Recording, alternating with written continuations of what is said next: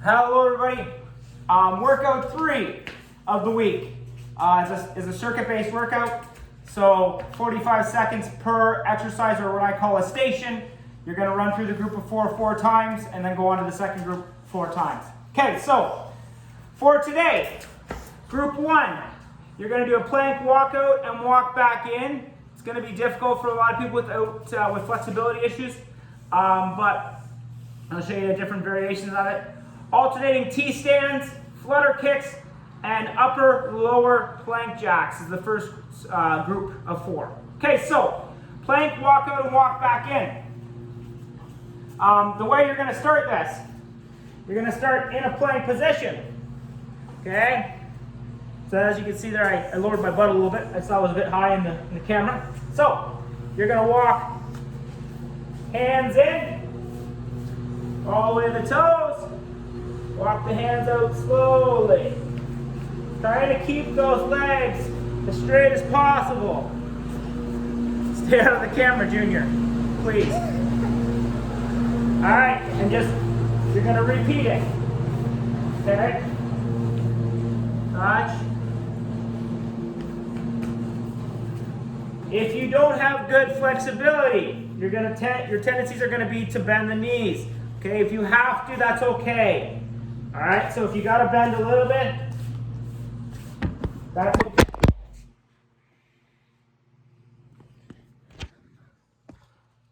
That was the boss. Sorry about that. So, technical difficulties. So, that's the first exercise, plank walkout and walk back in. Again, sorry for the camera smash. Hopefully that doesn't scare you too much. Next one is an alternating T-stand. Okay, Harper, please don't fight that. Okay, thank you. So alternating T-stand. What you're going to do is you're going to hinge at that hip.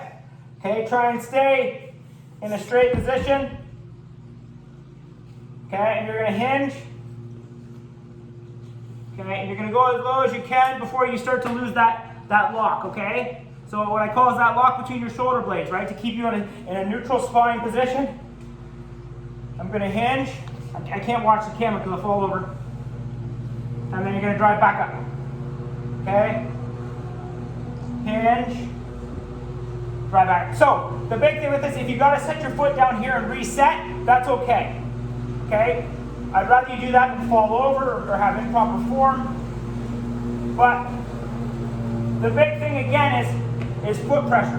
Make sure that big toe is locked in, your feet are in that claw position, your back heel is locked in as well, so you got that stable platform.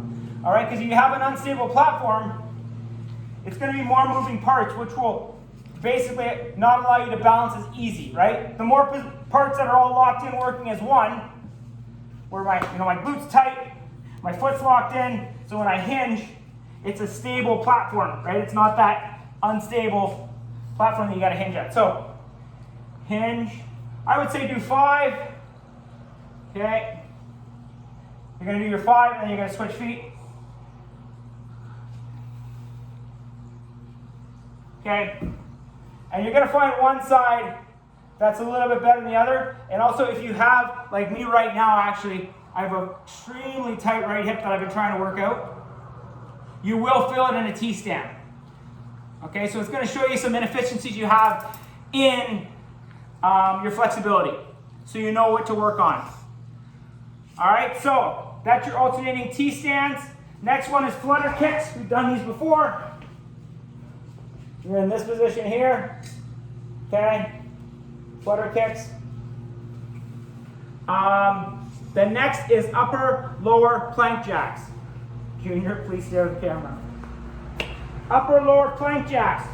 You're in a plank position. Okay, so we've done plank jacks before, right, where we drive our feet out. Well, these are going to be hands, then feet. So you're going to drive hands, feet, feet. Hands, feet. Hands, feet. All right, if that's too difficult, if the upper jump is too difficult or too strenuous on you, just step those hands out. Out, out, in, out, out, in. Or you can just go out, out, in, and then do your feet with the jump. Okay, but the ideal is the plank jump out with the hands, back in, feet out, and back in. Okay, so that's your first group of 4. That was plank, walk out and walk back in. Alternating T-stands, flutter kicks, and upper lower plank jacks. Okay, so I know you are going plank to plank. I don't usually do that. I try and alternate what we're using, but the difference is the plank walk out and walk back in. You're actually in a dynamic movement as opposed to a static plank. So you're taking pressure off of those muscles like your shoulders, your chest, when you're alternating the weight to your feet when you're walking yourself in. So let's see how that goes. Let me know how it goes. Second group of 4 exercises: opposite hand, opposite foot planks, pistol squat onto a stair or a chair. If you're really good, you can do it without anything, but we'll show the different variations. Windshield wipers with your feet for your core, and then burpees. Pretty self-explanatory. Okay, so opposite hand, opposite foot plank. All right, so what I tell people I work with is when you're going to do your opposite hand, opposite foot, get your feet out a little wider than shoulder width so you got that stable platform. If you go in tight, it is going to be very difficult to keep yourself up, right? Obviously, if you can do it that way, then by all means, but for most people, you got to get a little wider plank base with your feet. Okay, so make sure those hands are underneath your shoulders. For a count of 5, 1, 2, 3, 4, 5. 1, 2, 3, 4, 5, and just keep repeating that. Now, if that's too difficult, we know our around the world. 1, 2, 3, 4, 5. 1, 2, 3, 4, 5. Then my foot. 1, 2, 3, 4, 5. Then my other foot, and then repeat it. Okay, so opposite hand, opposite foot planks, or around the world planks. Now, pistol squat onto a stair or chair. Okay, so pressure again. Get that one foot locked in. Mid to heel on your pressure. Knee over your toe. All right, and you're going to make sure your chair is right behind you so you don't fall. You're going to try and control it down. Drive up. Okay, take it a little bit closer. Control, control, control. And it should be a soft landing. Drive up. Okay, so other foot here. Control, control, control. Drive up.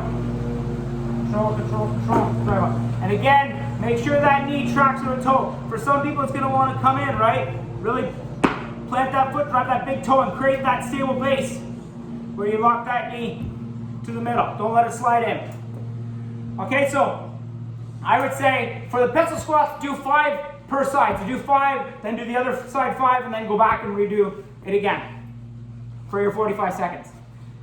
All right, so windshield wiper abs. Right here. Down. Down. Okay. All right, that's it there. So you try and keep those hips as close to the ground as possible. But obviously, it's going to come, that opposite hip here is going to come off the ground when you drive your hips up and over. Okay? So that's your windshield wiper ab exercise.